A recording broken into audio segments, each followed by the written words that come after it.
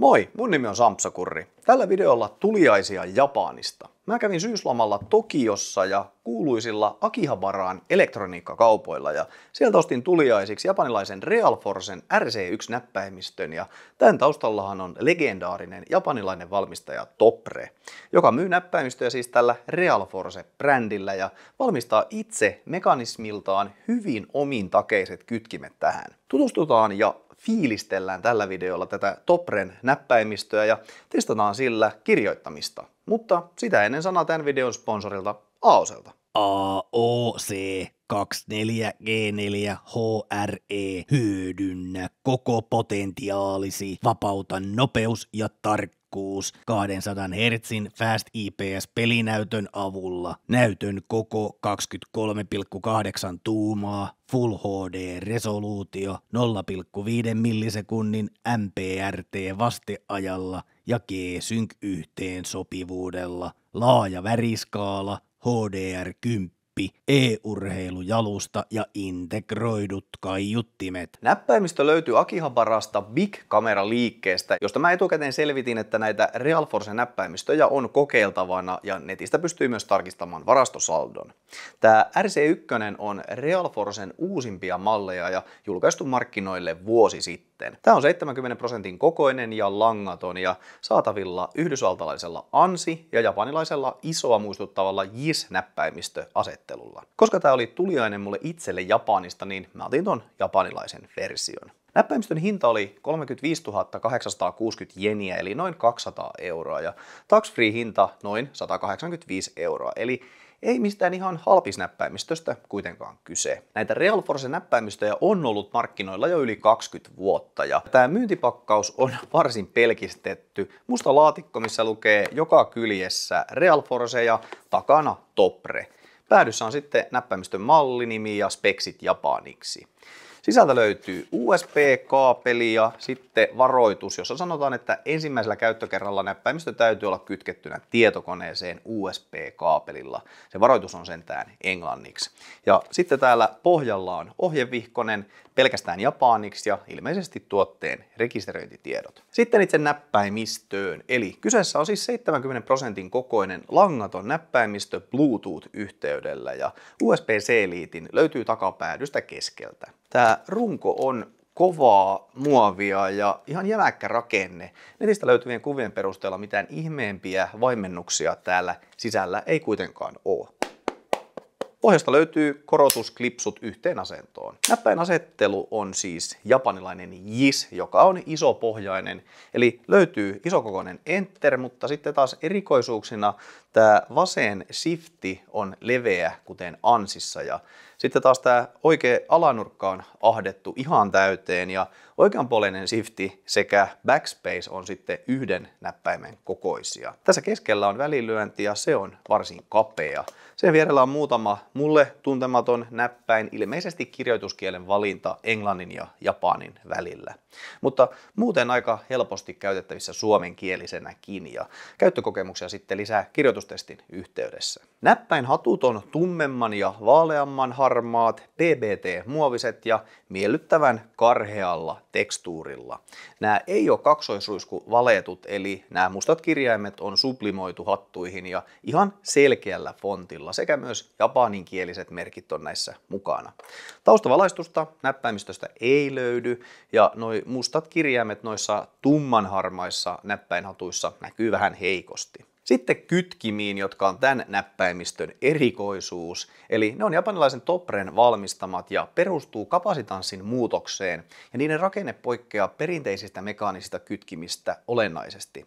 Näitä samoja kytkimiä käytetään ilmeisesti japanilaisen Seven Bankin raha-automaateissa ja itsekin niitä kokeilin. Tuntui erittäin miellyttävältä näppäillä kunnon fyysisiä näppäimiä. Tässä mekanismissa käytetään kumikuvun alle sijoitettua jousta ja kytkimen painaminen aiheuttaa kapasitanssin muutoksen alla sijaitsevien kondensaattorilevyjen välillä. Tämä kytkin aktivoituu kapasitanssin muutoksen avulla, eli kytkentä tapahtuu ilman kontaktia.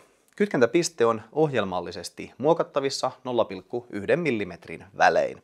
Näitä kytkimiä on saatavilla 30 ja 45 gramman kytkentävoimalla. Kytkentäpiste on vakiona 2,2 mm ja liikerata on 4 mm. Siinäpä oikeastaan ominaisuuksien esittely. Mennään sitten tutustumaan hallintasoftaan ja kirjoitustestin kimppuun. No niin, sitten Realforce RC1. Käydään eka läpi nämä hallintasovellusmahdollisuudet, eli täältä Realforcen kotisivulta löytyy ladattavaksi Realforce Connect-sovellus, joka meillä on nyt tässä auki, sekä sitten löytyy myös mahdollisuus käyttää sitä nettiselaimen kautta, se on beettana, mutta tämä on vähän kattavampi tämä hallintasovellus, mikä asennetaan erikseen, ja tässä nyt itse asiassa tulee heti tämä päänäkymä, joka on ehkä ilmeisesti netissä herättänyt hieman murheita ja kiistanalaisuutta. Eli tässä näppäimistössä tämä tallentaa tänne näppäimistön muistiin tämmöisen heatmapin, eli mitä näppäimiä sä painat ja mitä määriä sä painat näppäimiä. Kaikki löytyy täältä 9000 näppäinpainallusta nyt mulla rekisteröitynyt tähän asti. Välilyöntiä siellä vajaa 1000 kertaa painettu ja sitten se näyttää heatmapin tosta. Tämähän on siis käytännössä vähän niin kuin keyloggeri ja saattaa aiheuttaa epäilyjä, että kun nämä nyt on täällä tallessa nämä näppäinpainallukset, niin lähetetäänkö näitä eteenpäin? Tallennetaanko salasanoja ja näin edelleen. Olen ymmärtänyt, että tätä asiaa on netissä jo tässä vuoden aikana selvitetty ja Topren tai Realforcen joku insinööri on kommentoinut jossain, että näitä ei lähetetä tietenkään mihinkään, vaan ne tallennetaan tänne näppäimistön sisäiseen muistiin, ja kun täällä on kerran akku sisällä, niin se sitten niitä taltioisi. Ilmeisesti keinona olisi katkaista se akku täältä pois käytöstä, niin sitten ei enää pystyisi tallentamaan näitä. Mutta hieman kyseenalainen ehkä ominaisuus olemassa. Mutta jos nyt päästään siitä yli ja ympäri, niin tässä päänäkymässä nyt on akun varauksen tila, ja sitten täältä saa säädettyä näitä näppäimien kytkentäpisteitä. Vakiona kaikki on 2,2 millissä. Ja sitten täällä on vaihtoehdot. Täällä on muutama 0,8, 1,5, 2,2 ja 3. Ja sitten on niinku useampi tämmöinen, tästä pystyy niinku muokkaamaan sit näitä. Eli sä voit tähän muokata sitten 0,1 mm välein eri profiileita, jos sä haluat niitä sitten asettaa käyttöön, eli onnistuu säätää 0,1 mm välein toi kytkentäpiste. Sen mä huomasin, että tämä kytkentäpiste, kun on nyt tuossa 2,2 mm, niin se on just tuossa kytkimen niin sanotussa tuntopisteessä. Pykälä toi 1,5 milliä ottaa sen ennen sitä tuntopistettä ja toi 3 sitten sen tuntopisteen jälkeen. Mennään nyt tällä vakio 2.2 tämä testi. Ja sitten tässä pystytään riimappaamaan, eli mihin tahansa nyt näppäimeen sitten täältä pystytään asettamaan mikä tahansa näppäin, kun täällä oli näitä muutamia Japanin layoutin näppäimiä, mitkä nyt ei ehkä ole suomalaisessa käytössä hyödyksi. Semmoisen mä huomasin, että euromerkkiä esimerkiksi mä en saanut, sitä nyt ei tuntunut löytyvän täältä, kun tässä ei ole nyt Alt-Gear-näppäintä lainkaan, niin euromerkkiä nyt en saanut ainakaan tästä näppäimistöstä pihalle. Mutta joo, tää on hyvin simppeli tää itse ohjelmisto. Katsotaan vielä toi. Täältä löytyy tämä online-versio tästä, tämä on beettassa, mutta onnistuu siis tämän näppäimistön säätäminen täältä nettiselaimenkin kautta, kuten onneksi nyt useammalla valmistajalla tuntuu olevan suuntana jo nykypäivänä. Eli täältä pystyy remap ja sitten just tätä APC, eli tätä kytkentäpistettä säätämään. Tämä on huomattavasti yksinkertaisempi, mutta semmoinen ihminen, joka ei halua softaa asentaa, niin voi sitten käyttää tätä ton nettiselaimen kautta. Sitten ennen kuin mennään tähän kirjoitustestiin, niin meikäläinen on nyt tätä jonkin aikaa, tässä nyt ei mitään hirveän kauaa ole käyttänyt, mutta jonkinnäköinen tuntuma on nyt tullut niin tähän RC1-näppäimistöön, kytkimiin, kirjoitustuntumaan ja tähän layouttiin. Eli nämä kytkimet on nyt tosiaan nämä, mä en tiedä onko näillä mitään nimeä näillä kytkimillä, mutta nämä Topren non-contact capacitive kytkimet taitaa olla ihan niin virallinen termi, niin on jännän tuntuiset, on erilaiset kuin mekaaniset kytkimet, mihin on nyt tottunut viimeisen plus 10 vuoden aikana. Näissä on tuntopiste, eli se tuntopiste tuntuu selvästi näissä, mutta samaan aikaan niin sen mä huomaan heti, että vaikka nämä on hiljaiset, tuntopisteelliset, mutta vaikka se on se non-contact tarkoittaa sitä, että se kytkentä ei tapahdu mistään fyysisestä kontaktista, vaan se tulee se kapasitiivisuuden kautta, eli nämä on non-contact, mutta kyllä tämä kytkin, mä sanoisin, että tämä on tosi hankaava. Suhina oikein kuuluu, kun näitä painaa, eli tämä on kyllä tosi hankaava tämä tuntuma. Hiljainen, tuntopisteellinen, hankaava on tämä tuntuma. Ja sitten voidaan tuosta ehkä nyt kirjoitustestin jälkeen vielä puhua lisää, mutta tämä hieman tulee aiheuttamaan ongelmia. Tässä ei nyt tässä kirjoitustestissä ole isoja kirjaimia, eli mun ei tarvitse mä käytän ainakin isot kirjaimet tällä oikean käden pikkurilla, niin tämä 1x1 näppäinhatun kokoinen shifti aiheuttaa tosi isoja ongelmia, kun sen täytyy osua eksaktisti pikkurillillä.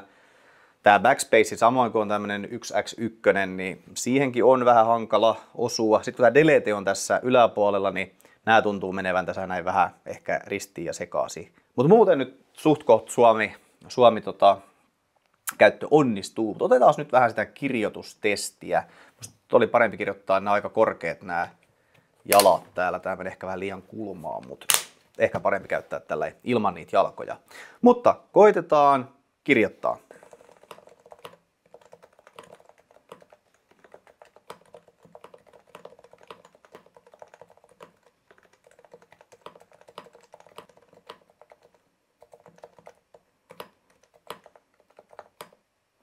80 sanaa minuutissa. Aika tasapaksu suoritus meikäläiseltä. Muutama hutikuti tuli, mutta kyllä se välilyönti tässä ihan selkeästi se rämähtävin on. Tämä ei nyt itse asiassa mua haittaa, että tämä välilyönti on näin kapea. Siihen osuu kyllä helposti. Tämä shifti, tätä nyt ei tässä kirjoituksessa siis käytetty, mutta se tuntuu olevan iso ongelma tässä näin ja näin. Ehkä vaatii vähän harjoittelua. Tosi usein, kun tuossa käsikirjoitustakin täällä näppäimistöllä kirjoittelin, niin mä painan vahingossa tuohon ylänuoleen. Tää on niin ahtaaseen survottu tässä näin. Ja kun on tottunut siihen, että iso layoutissa on tää leveä shifti täällä enterin alapuolella. Poikkeuksellinenhan tämä kirjoitustuntuma tässä on. Ja niin kuin tuossa alkutekstissä sanottiin, niin siellä Japanissa oli, pankkiautomaatissa oli samaan näppäin kytkintekniikkaan perustuvat napit, fyysiset napit niissä automaateissa ja niissä oli tosi vähän erilainen toi näppäinhattu. Se oli jo hauska kokemus itsessään, se että se on nyt tässä. Jääkö tämä näppäimistö mulla nyt käyttöön, niin en usko. Ei tässä kyllä ehkä ihan mun mielestä niin hyvä tuntuma oo. Erilainen, hiljainen, mutta mä en oikein tiedä, musta tää on tosi hankaava. Se on hiljainen tuntupisteinen hankaava. Toi hankaus tosi jotenkin mua ainakin alkuun nyt vähän tuntuu semmoiselta, että ei ehkä ole ihan oma maku. Nykypäivän näppäimiset, vaikka tää on siis voideltu kyllä tehtaalla kauttaaltaan kytkimet, mutta kun se kytkirakenne on jotenkin niin erilainen, niin mulla nyt ainakin tässä heti alkumetreillä tuntuu toi hankaus jotenkin ottavan tosi paljon vastaan, kun on tottunut, että nykypäivän huippunäppäimistöt on tehtaalla hyvin rasvattu ja hyvin ei-hankaavia. Mutta tämmöiset oli nyt meikäläisen kohtalaisen nopean kokeilun jälkeen itselleni tuliaisiksi Japanista tuoman näppäimistön ja Memoriabilin, mikä se on? Memoriabilin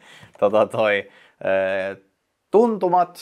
Enemmänkin tämmönen fiilistely nyt. Tämä menee mulla matkamuistoksi tosiaan Japanin reissusta nyt itselleni hyllyyn. Ehkä otan joskus sit käyttöön, jos tuntuu siltä, että fiilistelee. Mutta tosiaan pystyy kyllä Suomeen, jos joku on tämmöisestä kiinnostunut. Tää oli nyt noita Realforcen uusimpia malleja tässä koossa, niin mun mielestä kyllä pystyy käyttämään ihan Suomen näppäin asettelulla. Et ainoat nyt on tää Shiftin totuttelu ehkä. Tää backspacekin vielä menee. Toi tulee vähän tossa, kun tää on pieni backspace, niin vähän on ehkä tossa toi liian lähellä. Et nämä kaksi tässä täytyy ottaa huomioon.